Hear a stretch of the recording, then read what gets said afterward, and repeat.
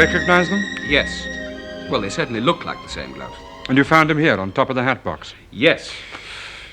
After I left Dr. Swanley's, I went out to have something to eat. I got back here at about 7:30. And as I came through the door into the hall, I heard music.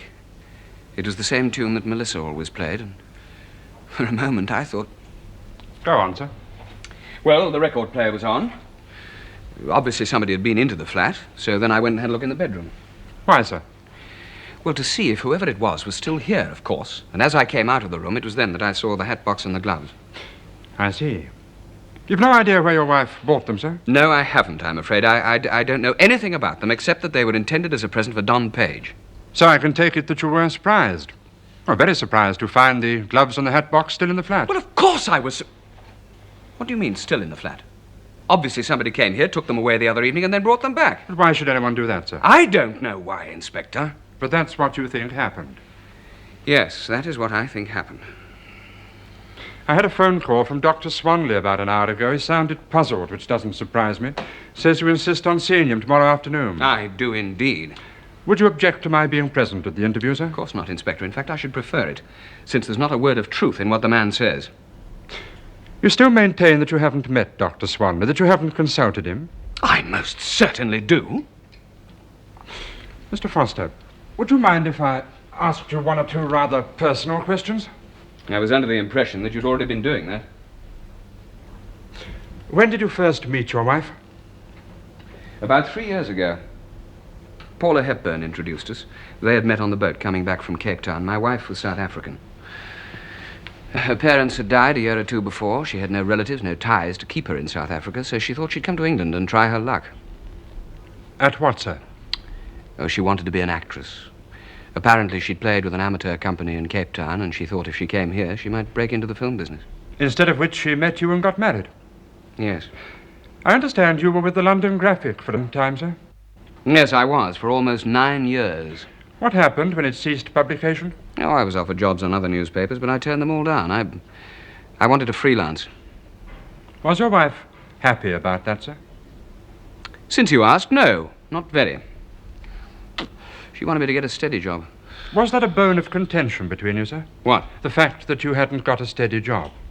Oh, we had several rows about it, if that's what you mean, but then we used to row about a number of things. My wife was a very extravagant person. Stupidly extravagant at times. She bought more hats than any woman I've ever known, and yet she never seemed to wear any. However, I dare say our friends have told you all about our quarrels, Inspector. Had your wife any money of her own, Mr. Foster? No. I think she had about £300 when we were first married, but that vanished a long time ago, I'm afraid. Do you recognize these, sir? Yes. Your wife was wearing them? Did you buy them for her, sir? Yes. Well, I gave her the money for them. She would never allow me to choose anything for her, particularly jewelry. She always said I knew nothing about it. How much is this worth, sir? She bought it last Christmas. I gave her £35. And do you think that's what you paid for it? Yes. Your wife was apparently right, Mr. Foster. You don't know anything about jewelry. This bracelet is worth £300. The earrings and the ring, £900. Pearls are genuine, too. They're probably worth about £250. But that's nonsense. It's not nonsense, Mr. Foster. They've been examined by an expert. The whole lot's probably worth about £1,500. But I just can't believe that. It's true, Mr. Foster.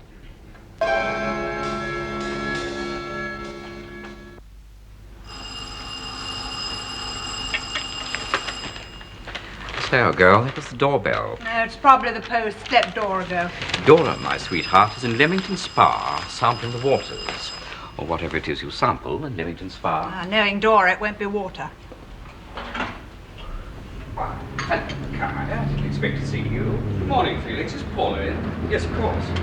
We just got breakfast. Hello, Guy. How nice Hello, to see Paula. you, Ducky. Have you had breakfast? Look, I'll get you some coffee. No, I don't want anything, Paula. I've already had breakfast, thank you. Paula, I saw the inspector again last night. Now, you remember Melissa's jewelry? Yes. Well, apparently it was real. In fact, it was worth a great deal of money. Real? Yes. Her bracelet alone was worth £300, and all the rest of the stuff well over 1,000. Well, I'll be damned, old boy. Did you know anything about this, Paula? Oh, now, come, Paula, you must have realized that she was wearing real jewelry.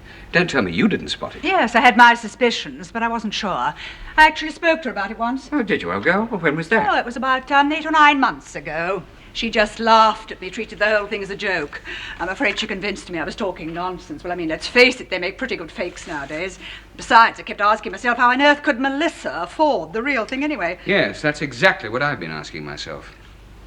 Now, look, Paula, you were Melissa's best friend.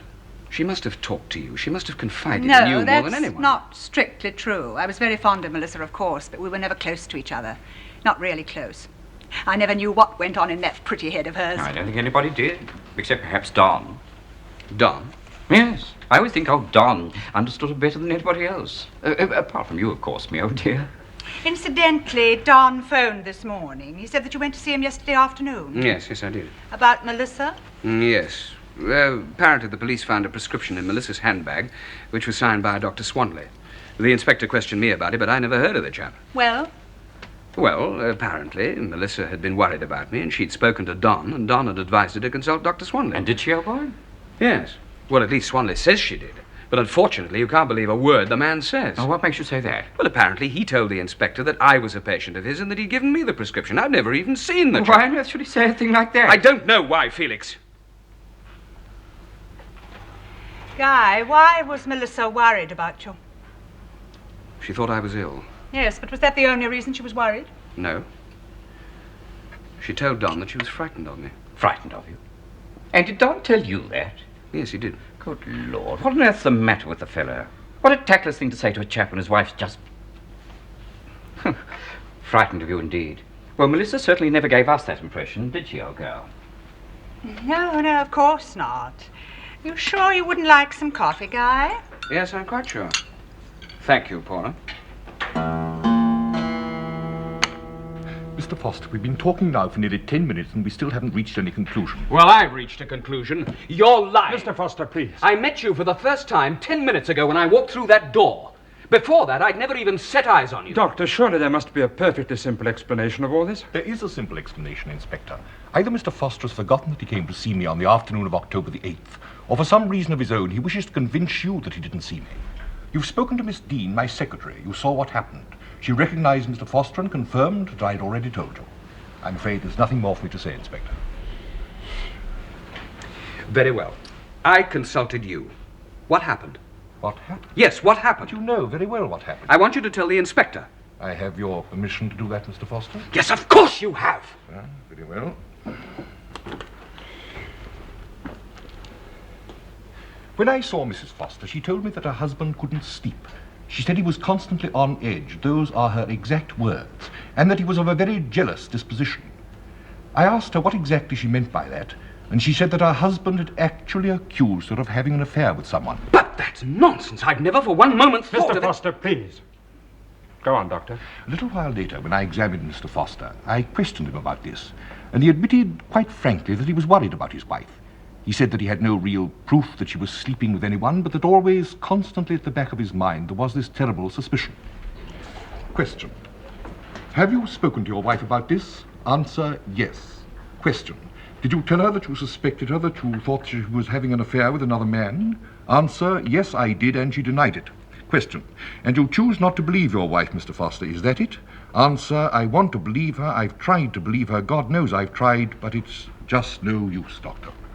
But that isn't true. Never for one moment have I suspected my wife of having an affair with anyone. Good God, the thought never crossed my mind. Doctor, after you examined Mr. Foster, what conclusion did you come to? I'm afraid I came to no definite conclusion, but I thought that he was possibly suffering from obsessional neurosis. I made arrangements to see him again and gave him a prescription, the one you found in Mrs. Foster's handbag. It was a sedative, sodium amytal. I'm sorry, Doctor, but you're due at the Middlesex at 5:30. Is the car here? Yes. You're lying. Everything you've said is just lies, a pack of lies. Now, look here, Foster.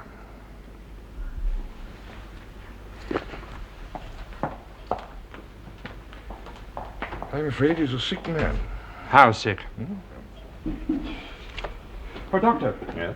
In your opinion, is it possible for a sane man, to commit a murder and know nothing about it? If Mr. Foster murdered his wife, he knows about it, Inspector.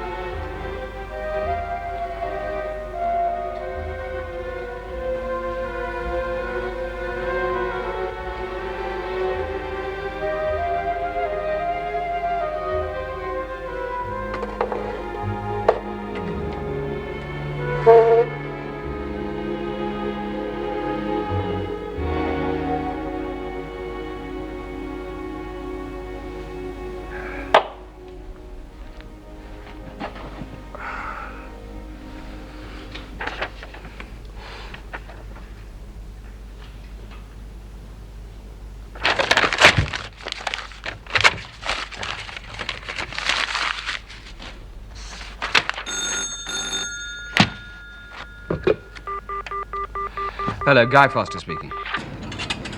Guy, this is Felix. Are you alone? Yes, I'm alone. Guy, I'd like to see you. You're going to be at home for the next hour or so? Yes, I'm going to be here all evening. Why, is something the matter? No. I just want to have a chat with you, that's all. Look, hang on a minute, Felix. There's somebody at the door. Guy, wait a minute. Yeah? I think perhaps we'd better meet somewhere else. Isn't there a pub near your place? The Golden something or other? Yes, the Golden Fox. That's it, my old dear. Well, I'll see you there in about an hour. Yeah, all right, Felix. Oh, and Guy. Hmm? Don't mention this to anybody. He's a good chap.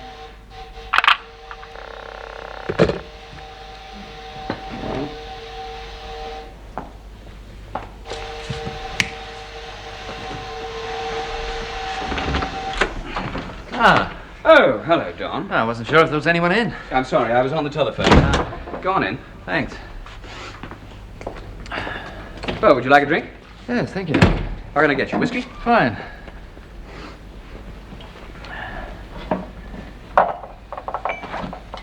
What have you got there? It's a deed box. It belongs to Melissa. She asked me to keep it for her. Melissa did? Yes. When? Oh, about 6 months ago.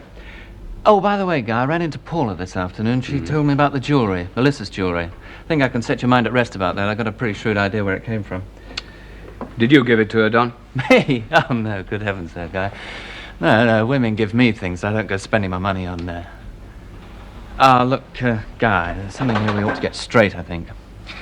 Melissa and I were friends, good friends, but we weren't in love with each other, and there was never anything between us, never, in spite of what certain people might think. Now, I hope you believe that, Guy. Yes, I believe it. Here. Oh, thank you. Well, tell me about the jewellery. Yes, well, first of all, I think I should tell you about Melissa. There's something you don't know. What do you mean? She was a gambler, Guy. My God, what a gambler. She'd gamble on anything. Horses, dogs, baccarat, roulette, 2 ready blue bottles climbing up the wall if she felt like But it. she can't have been a gambler. She didn't have any money, and the money I gave her, she hang spent on, a I don't lot think on. you've quite caught on. Unlike most gamblers, Melissa didn't lose. She won. She won? Yes. What, do you mean she always won? Yes, nearly always. It was absolutely fantastic. Well, how much did she win, for God's sake? Heaven only knows. Well, why didn't she tell me about this? For the perfectly simple reason that she knew very well you'd try to stop her gambling. And you would have done, wouldn't you, Guy? I don't believe this, Don. If Melissa had won a lot of money, I would have been the first person to know. Then tell me, where did the jewellery come from? You mean she bought it? Yeah. No, she had to do something with the stuff. What's in that, do you know? No. She brought it round to me about 6 months ago and asked me to keep it for her. And I wasn't too keen on the idea, but I knew what was going on. And, well, Melissa and I always helped each other out if we could. Last summer there was a girlfriend of mine I couldn't get rid of, and Melissa... Yeah, well, that's another story, really. Have you got a key to that? No, I haven't.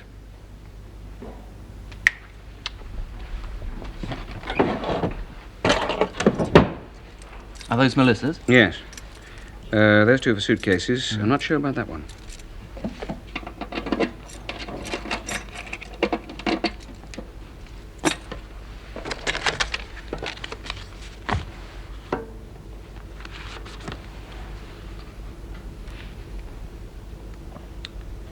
Good God. What is it, Guy? It's a bank book. Melissa Foster, Geneva National Bank.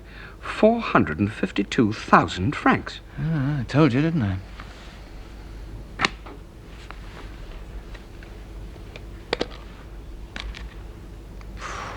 Boy. I suppose it's genuine. Yes, it's genuine, all right. Hey, this thing must have cost a packet. What's that, huh? It's an IOU.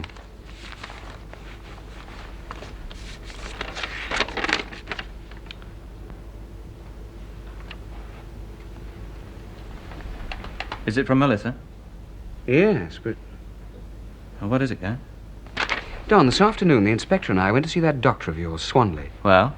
Well, he told the inspector that He said that I had accused Melissa of having had an affair with someone. Is that true? Of course it isn't true. Melissa had friends of her own. She got many friends, but never for one moment did I ever suggest that she'd been unfaithful to me. But this letter seems to confirm what Swanley said.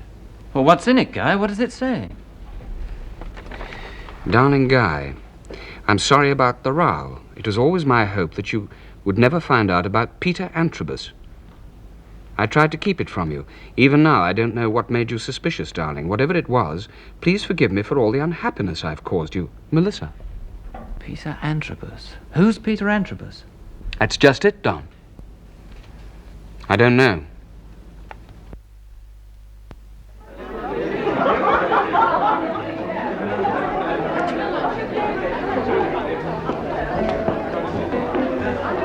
sure you won't have another drink? Quite sure, yes. Have a short, old boy. No, not for me, Felix, but don't mind me. You carry on. Well, I think perhaps I'll have a scotch this time. No, I won't. I'll have the same again. I'll get this one. No. Don't worry about that. Don't worry about that, I'll tell you.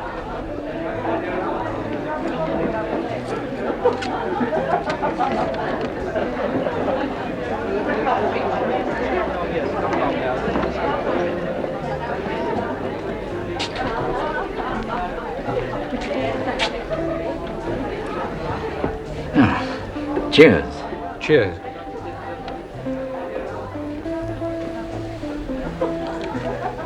Is this what you wanted to see me about, Felix? I owe you £3,000, Felix Hepburn. Where did you get that? Melissa had it.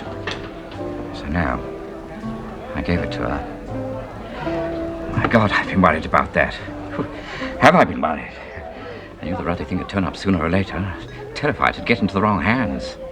I mean, if that damn fool of an inspector thought that Melissa had left me... Now, don't get me wrong, old boy. You'll get the money. It's just a question of time. Oh, but it's not my IOU, Felix. You didn't give it to me. Yes, I know that, but it's yours now, old boy, surely.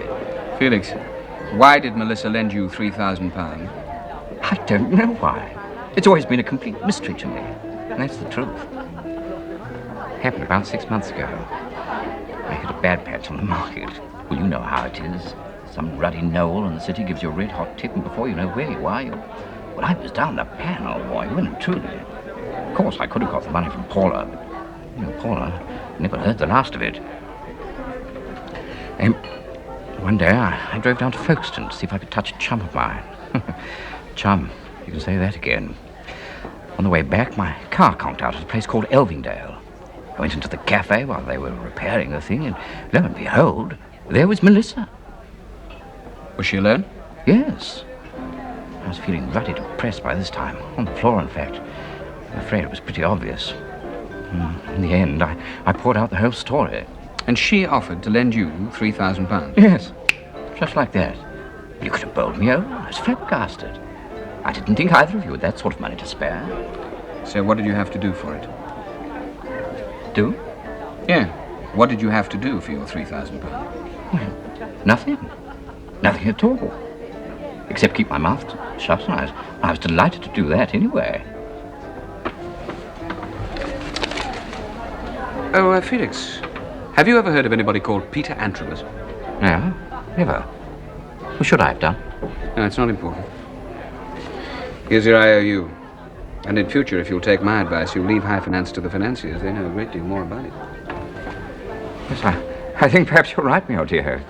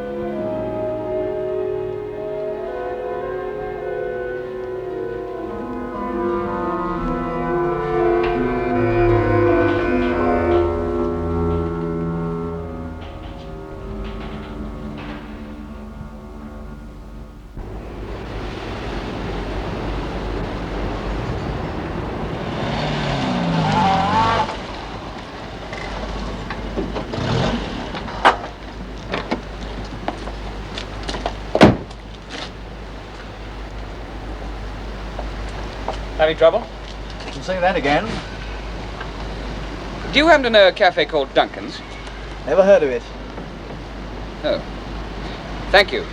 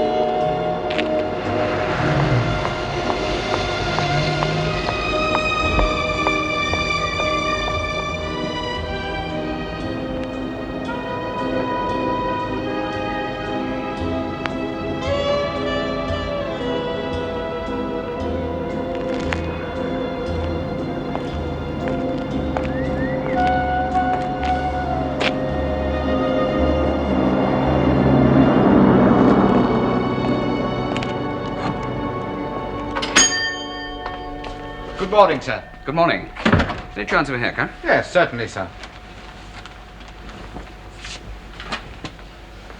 Good pleasure. Thank you. Jackson. Morning, sir. Morning. Are you free? Sorry, Mr. Billings got an appointment. Oh, it's always the same on a If you'd Saturday been morning. 2 minutes Yes, earlier. I know. I've heard that one before. What time's your appointment? 10:30. He's late. Mr. Antrobus, I presume? Yes, I'll be through before 11. All right, I'll see you then. Very mild this time of the year, sir.